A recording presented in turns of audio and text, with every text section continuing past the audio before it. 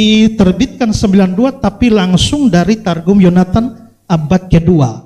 Nah di sini Yesaya pasal 52 ayat 13. Coba saya tahu Pak Umar ini kan mantan Yudaisme ya, pasti bisa bahasa Ibrani. Coba bisa baca yang ayat 13-nya ini Pak, monggo.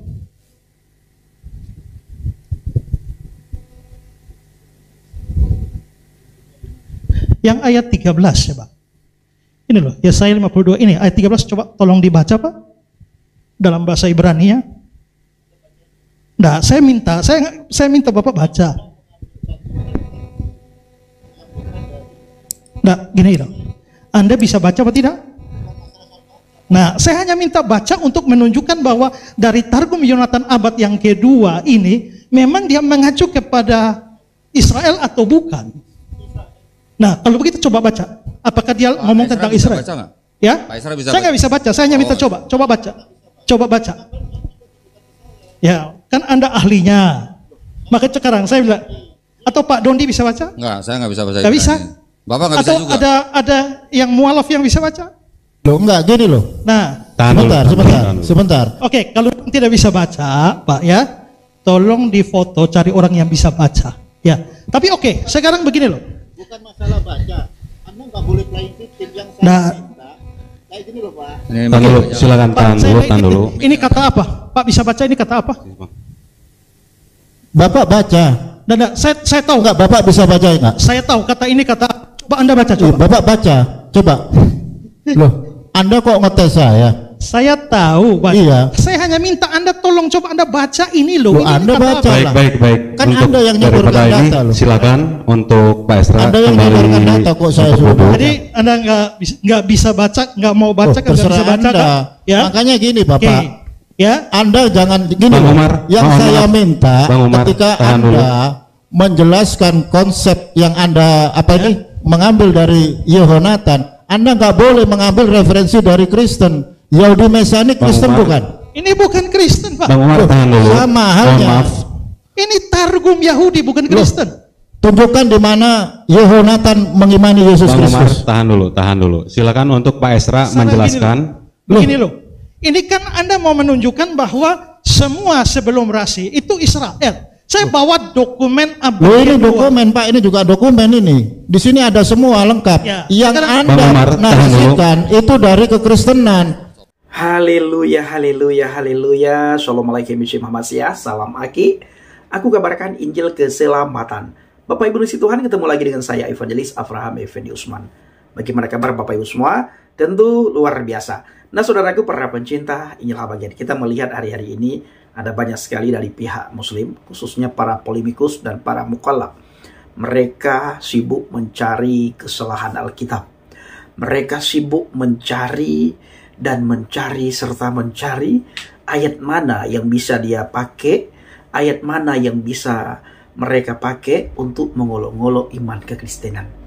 Luar biasa Bapak Ibu ya, luar biasa. Dan kita melihat saudara, di setiap perdebatan, di setiap diskusi, mereka selalu menanyakan iman kekristenan. Mereka buka komal di TikTok, mereka bahas kekristenan, mereka bahas ketuhanan Yesus. Kalau dilihat-lihat, mereka hari-hari ini lebih sering membahas nama Yesus bila dibandingkan mereka membahas nama junjungannya. Saya ulangi, kalau kita perhatikan akun teman-teman kita dari seberang, live teman-teman kita dari seberang, diskusi teman-teman kita dari seberang Bapak Ibu, para mukallaf dan para polemikus yang mencemooh Alkitab, mereka lebih sering menyebut nama Yesus bila dibandingkan dengan mereka menyebut nama junjungannya. Nama Yesus paling sering mereka sebut. Nama apa lagi? Nama Yudas sangat sering mereka sebut. Nama apa lagi? Rasul Paulus sangat sering mereka sebut. Rasul Paulus seorang rasul yang sangat dibenci oleh mereka Bapak Ibu. Maka sering sekali mereka katakan kepada kita semua, khususnya kepada saya pribadi, mereka mengatakan, saya ini pengikut Paulus. Saya marah? Tidak. Saya tersinggung? Tidak Bapak Ibu. Kenapa? Karena Rasul Paulus adalah seorang rasul yang sangat hebat, sangat jenius. Sangat luar biasa. Dia bukan rasul yang buta huruf, Rasul Paulus. Ya. Rasul Paulus itu bukan rasul yang buta huruf. Dia pintar membaca dan sangat jago dalam menulis. Maka di dalam Alkitab banyak surat yang dia tulis kepada jemaat. Salah satunya adalah jemaat yang ada di Roma, jemaat yang ada di Efesus, jemaat yang ada di Korintus. Itu Rasul Paulus menulis. Dan tulisan-tulisan Rasul Paulus ketika orang membaca bisa membangkitkan semangat, bisa membangkitkan iman percaya kepada Yesus. Ya, dan Rasul Paulus seorang rasul yang tidak pernah berperang, tidak pernah mengambil, merampok, mencuri, ataupun memiliki harta rampasan perang. Itu Rasul Paulus. Maka ketika mereka mengolok-olok kita, saudara, khususnya saya, mengenai Rasul Paulus, saya jawab seperti itu. Saya bangga karena Rasul Paulus adalah seorang rasul yang sangat hebat. Bapak Ibu, kembali lagi bahwa para polemikus, para pendebat daripada pihak seberang, mereka lebih sering menyebut nama Yesus bila dengan menyebut nama junjungannya. Di komal-komal mereka sering menceritakan tentang Yesus, walaupun mereka menceritakan menurut pandangan mereka. Mereka menafsirkan menurut udelnya mereka. Yang jelas, nama Yesus lebih sering mereka sebut daripada nama junjungannya. Nama Rasul Paulus dan nama Yudas Iskariot itu sangat sering disebut. Nah, saudaraku yang dikasihi Tuhan, kita melihat hari-hari ini bagaimana diskusi Bapak Pendeta Ezra Suruh dengan Don Ditan dan Umar Alfa. Bagaimana jalan diskusinya? Ini sangat menarik sekali Bapak Ibu ya. Sangat menarik sekali. Sangat menarik. Mari kita simak sama-sama. Jadi kalau berbicara tentang haraf, itu berbicara tentang the great one, the great man. Jadi kalau ngomongin otoritas rabbinical Judaism, berbicara tentang Moshe Rabbeinu, berbicara tentang Yosua, berbicara tentang Mordechai, David, Hamelek, Shlomo, Hamelek, Ezra, Nehemia. Di seluruh Torah, Nebiim, Ketuvim, tidak pernah ada yang namanya Yeshua HaMashiach. Nggak ada. Itu realita yang harus diterima oleh kalangan Kristen. Sementara ajaran kekristenan itu sudah menjadi produk gagal di tanah Israel. Itu realita. Semua rabi, Anda mungkin bisa bertanya, ada satu kolom ex the rabbi, Anda bisa tanya, tidak ada satupun kalangan rabbinical Judaism mengimani Yesus. Itu realita, fakta yang harus bisa diterima. Jangankan Yesus, Nabi saya aja, baginda Rasulullah, nggak diterima gitu loh. Jadi kita harus fair, objektif. Ya, tadi saya tanya, kalau begitu Anda sebagai orang Islam percaya Taurat Yahudi? Ya, kedua, Anda belum jawab saya butuh data bahwa semua sebelum Rasi turun-temurun itu ada data bahwa hamba Tuhan yang menderita itu Israel, seperti pandangan Rasi. Anda hanya menyebutkan nama kitab-kitab ini, Anda omong banyak tapi nggak jawab pertanyaan saya, Mas. Yang saya minta tuh jawaban, bukan orasi. Iya, saya jawab. Iya, saya ngomong hamba Tuhan itu Israel. Udah belum? Udah. Kita bukan ngomong Yesaya. Anda bilang Rasi itu turun-temurun. Yang saya butuh tuh selain Rasi itu loh. Yang bilang turun-temurun tuh ada mana buktinya? Oke, udah. Ya, Bapak perhatikan, Rabi, Anda itu belajar, Rabai, Raf, itu otoritas. Makanya saya bilang, guru, saya ngomong dari Pirkei Avot satu-satu. Anda sekolah tinggi teologi nggak pernah diajarkan Pirkei Avot. Itu sumber primer Judaism. Mohon maaf, saya udah pernah menjadi Judaism, saya diajar oleh Rabbi Simon Peret, Rabbi Mos, terus Rabbi Cohen di bawah pengawasan Rabbi Tovia Singer. Jadi kalau Anda ngomong ke saya, tunjukkan Rabbi mana, saya ketawa gitu loh. Makanya Bapak pelajari, haraf, Rabai, itu otoritas. Makanya Moshe, Rabbeinu, Yosua, Mordechai, pasti Bapak tahu Mordechai, Ezra, Nehemia, bahkan Yesaya, the great man, the great one. Jadi Anda tidak bisa memaksakan kehendak Anda yang memiliki iman Kristen. Kenapa? Karena iman nggak bisa diperdebatkan gitu loh. Realita faktanya, Torah, Nevi'im, Ketuvim tidak pernah mengimani Yesus Kristus. Itu aja. Jadi Anda jangan mencoba untuk playing victim gitu loh. Cobalah cerdas, ilmiah, dan akademis. Sudah? Belum? Silakan. Sudah ya? Tadi juga Pak Doniton mengatakan bahwa orang-orang Yahudi punya otoritas untuk menafsirkan, dan saya sama sekali tidak menerima. Apa dasarnya orang-orang Yahudi itu punya otoritas untuk menafsirkan tanah? Tidak peduli tanah itu aslinya diberikan kepada mereka. Saya berikan contoh sekarang ya. Paulus itu menulis surat kepada jemaat di Roma. Itu orisinilnya. Orisinilnya tujuannya pada jemaat atau gereja di Roma. Apakah orang-orang gereja di Roma itu punya otoritas tertinggi untuk menafsirkan surat Roma? Itu omong kosong sama sekali. Jadi tidak peduli perjanjian lama itu memang pada awalnya ditujukan kepada bangsa Israel, tidak berarti bahwa rabi-rabi mereka itu punya otoritas tertinggi. Rabi-rabi mereka tidak percaya Yesus. Sudah pasti mereka tidak menafsirkan Yesaya 53 menuju pada Yesus, karena mereka tidak percaya pada Yesus. Tapi orang-orang Yahudi yang percaya, mereka pasti menunjukkan itu pada Yesus. Mereka memang tidak percaya Yesus. Tapi apakah mereka memang mengatakan bahwa Yesaya 53 itu bukan untuk Mesias, tapi Israel? Nah, itu yang saya minta Anda kasih tunjuk. Anda kan mau ngomong bagaimana, semua dengar, Anda tidak jawab pertanyaan saya. Ya. Nah, gini dah. Apa Anda punya dokumen-dokumen yang lebih tua? Kan tadi bilang Rasi abad 11. Sebelum abad 11, yang mempunyai pandangan yang sama dengan yang abad 11 itu. Kalau Anda punya, coba tunjukkan. Aku mau nambahin. Saya ingin menambahkan ya. Kalau tadi ditafsirkan bahwa hambaku itu bangsa Israel, saya ingin tahu bagaimana ditafsirkan dengan konteksnya. Karena kita tidak bisa menafsirkan ayat 3 lepas dari konteksnya. Pada ayat 4, 5, dan 6 mengatakan, tapi sesungguhnya penyakit kita lah yang ditanggungnya, dan kesengsaraan kita yang dipikulnya. Padahal kita mengira dia kena tulah, dipukul dan ditindas Allah. Tapi dia tertikam oleh karena pemberontakan kita, dia diremukkan oleh karena kejahatan kita, ganjaran yang mendatangkan keselamatan bagi kita, ditimpakan kepadanya, dan oleh bilu-bilunya kita menjadi sembuh. Kita sekalian sesat seperti domba, masing-masing kita mengambil jalan sendiri, tapi Tuhan telah menimpakan kepadanya kejahatan kita sekalian. Tolong dijelaskan bagaimana bangsa Israel bisa cocok dengan kata-kata ini. Tapi kalau Yesus untuk kata-kata ini memang cocok. Penyakit di sini penyakit rohani dan ini adalah dosa. Dan dia memikul hukuman dosa kita di atas kayu salib. Dan itu menyebabkan dia menjadi Tuhan dan juru selamat kami. Jadi ini cocok sekali untuk Yesus, tapi tidak cocok sama sekali untuk bangsa Israel. Di mana mereka punya ditertikam oleh pemberontakan kita, seperti domba lalu mengambil jalan sendiri, Tuhan menimpakan kepada mereka. Di mana ada? Ini sama sekali tidak cocok dengan konteks. Silakan. Baik, ini topiknya sudah mulai melebar nih Pak ya. Ini tetap Yesaya 53 kan? Ya nggak apa-apa Pak, tenang aja Pak. Tenang. Baik, saya akan coba tanggapi dulu. Tadi Umar mencoba menjelaskan kepada Pak Esra Soru tentang keotoritasan daripada Rabi. Saya juga tadi ingin menanggapi pertanyaan dari Pak Budi. Dari mana orang Yahudi kok punya otoritas untuk menafsirkan Tanakh ya Pak ya? Sekarang kalau yang berhak menafsirkan perjanjian baru itu siapa Pak? Silakan Pak. Protestan ini punya kebebasan penafsiran Pak ya. Jadi beda misalnya dengan Katolik yang di-drop dari atas atau saksi Yehova yang di-drop dari atas. Kami tidak seperti itu. Jadi semua orang punya kebebasan penafsiran. Selama kami punya ilmu penafsiran yang benar dan ditafsirkan secara benar, kami punya kebebasan penafsiran. Kalau gitu Protestan, Katolik, Ortodok, Ethiopia itu nafsir beda-beda gimana Pak? Silakan Pak. Tidak ada masalah, beda-beda. Terserah mau percaya mana. Kami tentu saja percaya kami yang benar. Dan kan tidak ada kitab nomor 2 kan? Udah.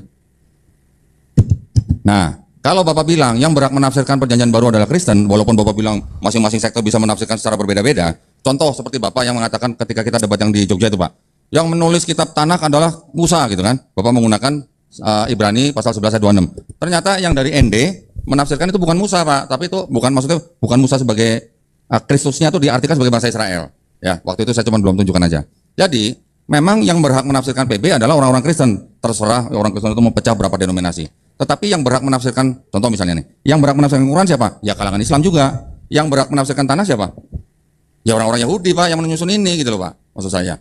Yang menjadi permasalahan kita nanti akan mengerucut siapa orang-orang Kristen yang menyusun ini. Nah, kan gitu lagi. Kembali lagi gitu loh Pak. Jadi kita harus kembali siapa yang menyusun ini, siapa yang berhak menafsirkan ini. Kalau yang menyusun ini bukan orang Kristen, kenapa orang Kristen klaim bahwa di sini ada untuk Yesus gitu loh.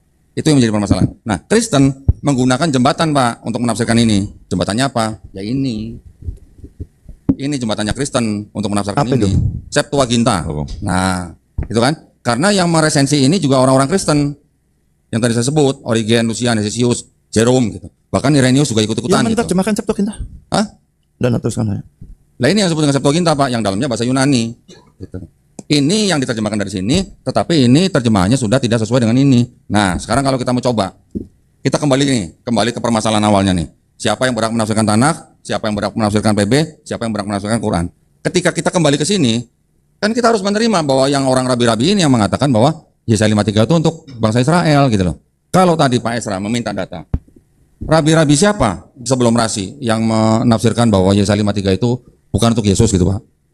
Begini, saya kasih waktu dulu ke Umar untuk menjawab pertanyaan Pak Esra Solo ya. Silakan. Bukan waktu kita.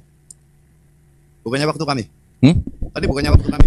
Tadi masih Kodondi, waktu mau melempar saya berhentikan dulu Pak. Jadi Ko Dondi jelasin sebentar, betul. Baru nanti disanggah. Terima kasih Pak. Ya seperti yang saya bilang tadi ya terkait tes. Oke, terkait masalah Pirkei Avot. Terlalu dekat Pak Aman, enggak? Kalau terlalu dekat, enggak karuan. Enggak keras kok suara, terlalu keras. Tes. Ya, itu. Oke. Pirkei Avot 1:1. Mose kibel Torah misine umsara liuswa lisekenim. Orang-orang bijak di dalamnya ada rabi-rabi. Salah satunya adalah Rabi Akiva, seorang midrasik, pengajar agadah dan juga halakah. Di situ juga menjelaskan terkait bagaimana Yesaya 53, yang dimana narasi tersebut diteruskan oleh Rasi atau Rabi Shlomo Yisaki dan juga Rabi Yonah. Itu ada dalam Talmud Berakos 5a dan masih banyak lagi. Ini dari perspektif Judaism. Kalau saya ngambil dari narasi PP banyak. Rabi-rabi di era Bait Suci kedua, khususnya di era Yesus banyak yang menolak Yesus. Itu kalau dari PP. Kalau saya tarik lagi dari Rabi Simon, seorang Kohen Hagadol juga tidak bisa menerima Yesus. Dan saya tarik lagi ke dalam garis mundur akronim Rasbi, Rabi Simon Bar Yochai dalam bukunya Zohar juga menolak Yesus Kristus. Oke, Ko Dondi mau lanjut? Baik, saya tadi ingin menanggapi dari Pak Budi mengenai bagaimana Yahudi punya otoritas untuk menafsirkan tanah, gitu Pak ya. Tadi saya sudah jelaskan sedikit bahwa kita sudah bisa membuktikan bahwa bukan orang-orang Kristen yang menyusun tanah. Kalau begitu, yang berhak menafsirkan tanah adalah bukan orang Kristen. Tetapi, seperti tadi saya katakan, orang Kristen menggunakan jembatan, ya, jembatan untuk menerjemahkan dan menafsirkan tanah itu melalui kitab Septuaginta, gitu kan? Karena Septuaginta memang sudah diresensi oleh bapak-bapak gereja, sehingga Sudah di apa? resensi, tahu nggak Pak? Resensi itu artinya penerjemahannya tuh dikritisi gitu. Tapi tidak diubah ya. Jadi robah. Yang kita sebut Yesaya 7:14 sih, ingat nggak Pak? Kenapa yang di sini Parthenos, kenapa di sini Neanis? Itu salah satu resensinya Pak, itu hasil resensi. Irenaeus saja sampai membantah Origen gitu, ya. Jadi karena sudah diresensi, maka pemahaman Kristen terhadap tanah itu melalui jembatan Septuaginta, gitu Pak ya. Kalau Bapak menanyakan bagaimana ceritanya orang Yahudi punya otoritas, ya mereka yang punya otoritas Pak, karena mereka yang menyusun, gitu. Kristen menurut saya tidak berhak untuk menafsirkan tanah, gitu. Nah, Kristen memang hanya bisa menafsirkan tanah melalui Septuaginta, yang mana Septuaginta itu sudah menjadi bagian daripada Kristen, menjadi bagian daripada Bible-nya Kristen di abad keempat menjadi Perjanjian Lama. Sebelum itu, tanah kan yang menjadi kitab utama untuk orang-orang Judaism gitu Pak. Ya, jadi setelah tanah di bawahnya kan ada Talmud, di bawahnya ada Midras, seperti yang tadi Umar bacakan, itu adalah juga bagian daripada Midras, juga Talmud yang menafsirkan bahwa Yesaya 53 itu adalah untuk bangsa Israel. Kemudian berikutnya, yang Bapak tadi tanyakan mengenai apa nih? Yang bagaimana kok bisa ditafsirkan sebagai bangsa Israel? Ya, mungkin itu nanti kita bicara di sesi kedua lebih enak kali Pak ya. Ini kita sekarang kan sedang menyamakan perspektif dulu nih. Siapa yang punya perspektif ini, siapa yang punya otoritas, ini yang kita perlu samakan dulu gitu Pak ya. Baik, kalau begitu coba kita serahkan kembali waktunya kepada tim Pak Budi dan Pak Esra Suruh, silakan. Oke. Tentang otoritas itu saya sudah memberikan bantahan saya kira ya. Surat Roma itu ditulis oleh Paulus originalnya kepada jemaat Roma sama sekali tidak berarti bahwa jemaat Roma punya otoritas tertinggi untuk menafsirkan surat Roma. Jadi itu satu ilustrasi yang sangat kuat. Jadi tanah diberikan kepada Yahudi tidak berarti mereka yang punya otoritas tertinggi untuk menafsirkan itu.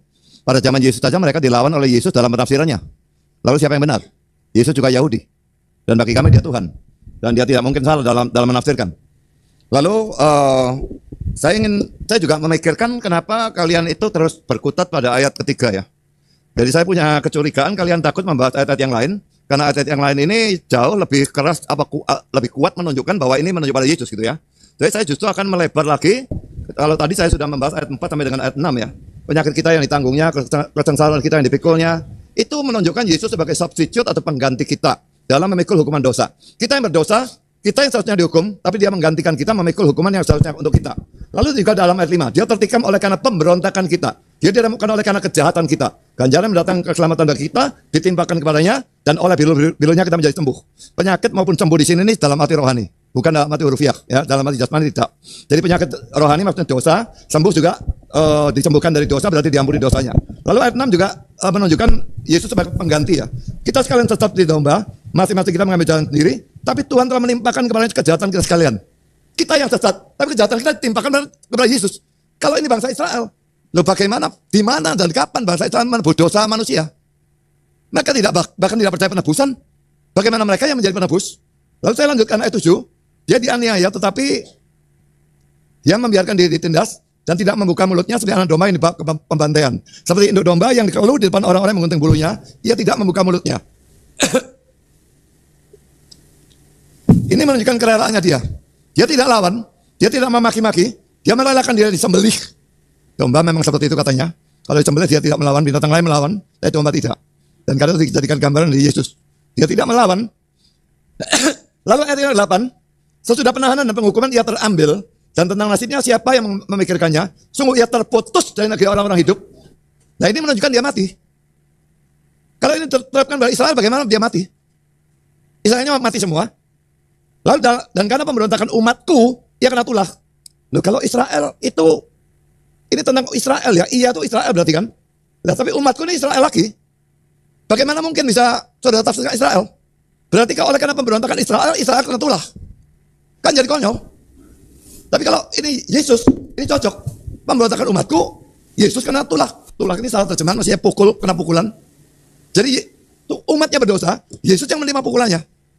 Lalu ayat 9, orang menempatkan kuburnya di antara orang-orang fasik. Dan dalam matinya, ia ada di antara penjahat-penjahat. Laki-laki cocok saya untuk Yesus. Dia mati di antara dua penjahat. Dan dia dikubur. Mestinya biasanya memang dikubur itu bersama dengan orang-orang yang disalibkan itu ya. Tiga-tiga. Maunya seperti itu. Sekalipun ia tidak berbuat kekerasan dan tipu tidak ada dalam mulutnya. Apakah Israel tidak berbuat kekerasan dan tipu tidak ada dalam mulutnya? Israel pendusta. Tapi kalau Yesus itu memang suci murni. Sekarang ayat yang 10. Tetapi Tuhan berkehendak meremukkan dia dengan kesakitan. Apabila ia menyerahkan dirinya sebagai korban penebus salah, ia akan melihat keturunannya. Kalau tadi dikatakan mati dikubur, sekarang dia akan melihat keturunannya. Itu tidak mungkin kalau dia tidak bangkit dari antara orang mati. Dan keturunan di sini laki-laki keturunan secara rohani. Umurnya akan lanjut. Kalau dia mati tidak bangkit, ya umurnya tidak lanjut. Tapi umurnya akan lanjut, menunjukkan dia bangkit. Jadi kita di sini melihat ya, ayat 4-6, Yesus sebagai pengganti. Ayat 7 penderitaannya itu dipikul dengan kerelaan tanpa maki-maki dan sebagainya. Ayat yang ke-8 dia mati. Ayat yang ke-9 dikubur. Ayat yang ke-10 bangkit. Cocok full untuk Yesus. Tidak cocok belas untuk Israel. Sekarang saya ingin menanggapi tentang Rafi sedikit ya. Nanti akan dilanjutkan oleh Pak Isra. Tolong dilihat di sana. Isaiah 53, before and after Rashi. Rashi abad 11 dan 12 ya. Akhir 11 dan 12 awal ya. Suara-suara yang lebih lama ya, lebih kuno ya. Saya langsung bacakan terjemahannya. Penafsiran Rashi tentang Yesaya 53 yang mengidentifikasikan hamba itu dengan bangsa Israel memang sangat berpengaruh ya. Itu diikuti sebagai contohnya oleh penafsir-penafsir yang terkenal seperti Ibn Ezra dan Radak. Tapi penafsiran Rashi bukanlah satu-satunya suara tentang Yesaya 53 di dalam tradisional Yudaisme. Juga penafsiran Rashi tidak mewakili pandangan-pandangan yang paling kuno. Jadi kalau umat tadi berkata turun-temurun, ini mengatakan sebaliknya. Tidak mewakili pandangan-pandangan yang paling kuno. Dalam faktanya, pengidentifikasian dari hamba yang menderita dari Yesaya 53 dengan Israel absen sepenuhnya di dalam literatur rabbinik sebelum Rashi. Ini bertentangan frontal dengan kata-kata Pak Umar ya. Saya lanjutkan, silakan pada Pak Isra. Oke, tadi menarik sekali bahwa Pak Umar bilang salah satu juga yang percaya Mesias hamba Tuhan yang menderita itu adalah Israel, itu Rabi Akiba. Pak Umar tahu Rabi Akiba itu hidup tahun berapa? Tahu nggak? Mencari coba. Oke. Jawab aja langsung abad berapa gitu. Saya klarifikasi. Tidak dengar suaranya. Jalan. Saya mau klarifikasi itu sumber referensi dari mana? Referensi dari mana? Jujur. Ini ada linknya. Saya maaf, aku nggak mau kalau referensinya bukan dari Judaism. Kalau Pak Budi ngomong nggak ada sumbernya, mohon maaf. Kita ilmiah akademis. Rabi Akiva abad kedua, dia seorang goyim. Ntar dulu. Tanya gua dulu mau ngomong nggak? Jangan pindah aja, ini gua punya mic. Pak Budi tadi mengatakan ini penulisnya siapa nggak diketahui Pak? Isa. Ini tulisan yang di belakang ini. Tinggal lihat aja itu dari Siapa tulisan? Targum Jonathan. Bukan, referensi itu nama. Coba ke atas. Salom.com, otoritas. Salom.com. Ya. Ya pasti berasal dari kekristenan ya Pak ya. Tapi mengutip Targum Jonathan mungkin lah ya. Oke. Ya kan? Nah, oke. Ini apakah ini yang dari tulisan PC bukan Pak? Langsung Orang yang bernama PC bukan? Kalau saya nanya Bapak boleh jawab nggak apa-apa? Ya waktu yang berjalan ini tetap langsung bagus dari ya. web ini dan memberikan sumbernya. Iya. Ini tulisan PC bukan Pak? Maksudnya PC apa? Nama orang. Nah, kita nggak tahu. Lihat Nggak tahu. di situ aja. Itu ada Nggak tahu. webnya jelas itu. Ya kan saya juga bisa lihat dari sini tuh. Linknya ada di sana ya. Ini nih. Iya. WW Salom ini maksud saya dia referensi dari murni Judaism. Kalau Judaism baik. Nggak usah. Nggak. Ini waktunya jalan terus soalnya.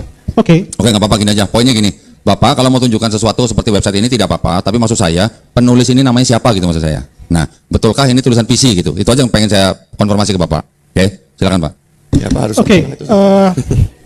Kenapa harus nama orang? Dan saya punya web yang lain yang dari kelompok Yahudi Mesianik, yang langsung menunjuk kepada sumber-sumber Yahudi.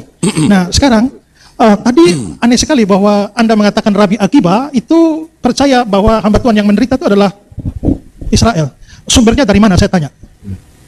Anda punya sumber? Enggak, waktu itu dulu. Oke, saya kasih pelajaran penting buat Pak Esra Soru. Yahudi Mesianik itu Kristen. Satu ya. Beda, perhatikan kalimat saya. Rabbinical Judaism bukan Yahudi Mesianik. Everything about Jesus Christ, he is Christianity. Itu Yahudi Mesianik, bukan Judaism. Oke, Kok Dondi? Oke. Terus? Udah belum? Cukup? Nggak, serahin dulu sana. Nah, saya kira saya juga mau kasih pelajaran pada Anda. Tidak bisa membedakan antara penulis dan sumber yang dikutip. Penulisnya bisa Yahudi, tapi sumber-sumber yang dikutip itu bukan Yahudi Mesianik. Itu orang-orang yang tidak percaya Yesus itu Mesias, tapi tidak menafsirkan bahwa itu adalah Israel. Ya, maka saya sekarang tanya, Anda coba tunjukkan buktinya bahwa Rabi Akiba percaya hamba Tuhan yang menderita itu adalah Israel. Yang tadi Anda omong kan? Dari mana sumbernya? Waktu. Oke, ini saya kasih contoh. Ini answering deism. Nah, ini baru. Nggak seperti Anda mengambil satu referensi yang bukan otoritas Rabbinical Judaism. Anda menarasikan Yahudi Mesianik, tetapi Yahudi Mesianik itu mengambil contoh misal Targum Yonatan, banyak ya kan. Saya kasih satu contoh. Ada satu organisasi terbesar, Jew for Jesus. Jangankan Targum Yonatan, Sohar pun dirubah sama mereka. Jadi mohon maaf, kalau mau ilmiah dan akademis, usahakan mengambil referensi dari internal Judaism. Jangan memakai narasi dari Yahudi Mesianik. Itu Kristen, Pak. Bapak aja, nggak usah jauh-jauh ke Yahudi Mesianik. Ketika Anda membaca ini nih, Tanakh, ini ada rasi. Tapi Anda memakai perspektif apa? Hellenis. Everything about Jesus. Kan gitu. Jadi jangan playing victim, ilmiah akademis. Mungkin Kok Dondi? Ya, saya ada pertanyaan Pak. Apakah semua kalangan Kristen setuju kalau Yesaya 53 itu untuk Yesus Kristus Pak? Silakan.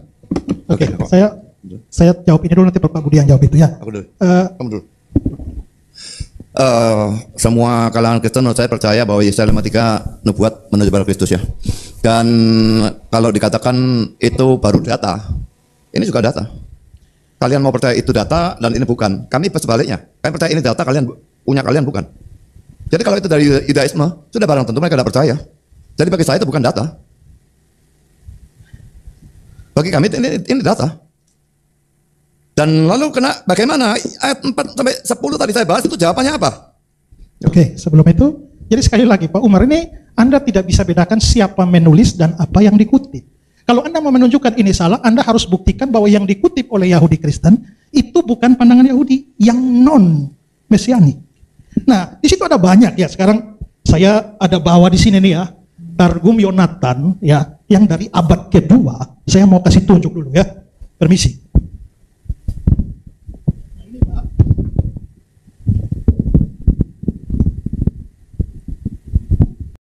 Nah, itu tadi saudaraku, bagaimana tanggapan Bapak Ibu semua setelah kita sama-sama mendengar, kita sama-sama menyaksikan cuplikan videonya. Jalannya diskusi antara Bapak Pendeta Esra Soru dengan Donditan dan Umar. Bapak Pendeta Esra Soru bersama dengan Bapak Pendeta Budi Asali. Nah, ini persis seperti seorang dosen mengajarkan para mahasiswa. Tetapi Bapak Ibu, sebenarnya paling menarik itu apabila terjadi dua arah ya. Tapi kan selama ini mereka selalu mempertanyakan Alkitab. Tapi ketika kita tanya kitabnya, mereka tidak tahu ya. Mereka tidak tahu ketika kitabnya ditanyakan, saudaraku. Kita kan hari-hari ini juga sangat sering membuka diskusi di TikTok dengan teman-teman muslim. Mereka naik khusus ingin mempertanyakan iman kita, Alkitab. Itu sibuk mereka pertanyakan. Tetapi giliran imannya dipertanyakan, kitabnya dipertanyakan, jawabannya mereka lari ke Alkitab. Saya lucu sekali melihat mereka, Bapak Ibu ya. Hari-hari ini ketika saya melihat mereka itu kok bisa seperti itu gitu loh. Itu menjadi bahan tertawaan kita semua, saudara. Ya, karena ketika mereka bertanya kepada kita, jawabannya Alkitab. Ketika kita bertanya kepada mereka, kita tanyakan iman mereka, kepercayaan mereka, akidah mereka, larinya ke Alkitab. Ini kan lucu sekali, saudara. Tapi itulah yang terjadi di media sosial hari-hari ini, Bapak Ibu ya. Kalau kita wajar ya menjawab pakai Alkitab, itu sangat wajar karena iman kita berdasarkan apa yang tertulis dalam Alkitab. Ini iman mereka, kita tanyakan, larinya ke Alkitab. Yang gak ada hubungannya. Katanya kita penyempurna, tetapi larinya ke Alkitab ya. Cari jawaban ke Alkitab, saudara ya. Mengais-ngais untuk membenarkan ininya, itunya, ininya mereka itu mengais-ngais ayat Alkitab, saudara. Sekali lagi saya sering katakan bahwa sebagaimana yang saya katakan di awal video tadi, teman-teman itu lebih sering memperdengarkan nama Yesus, lebih sering menyebut nama Yesus bila dibandingkan dengan nabinya, junjungannya. Lebih sering mereka membahas Alkitab bila dibandingkan dengan mereka membahas Al-Quran. Lebih sering membahas nabi-nabi dan rasul yang ada dalam Alkitab bila dibandingkan dengan nabi-nabi yang ada dalam iman mereka. Nah, ternyata cek dari cek, nama Yesus memang benar-benar seperti kata Alkitab, nama di atas segala nama. Maka semua orang membicarakannya. Jadi perbincangan semua orang. Jadi diskusi semua orang. Itu nama Yesus. Nama yang berkuasa. Nama di atas segala nama. Nama yang olehnya kita umat manusia diselamatkan. Saudara, kita lihat tadi bagaimana diskusinya ya. Mereka benar-benar tidak bisa berbuat apa-apa di depan Bapak Pendeta Ezra Suru dan Bapak Pendeta Budi Asali. Apa yang Bapak Ibu dapatkan? Silakan tulis di kolom komentar. Terima kasih. Assalamualaikum warahmatullahi wabarakatuh. Salam Aki. Aku kabarkan Injil keselamatan. Bapak Yahweh Bishim Adonai Yesus HaMashiach. Waruah Kudus memberkati kita semua. Haleluya. Amin. Salam murtadin. Terima kasih.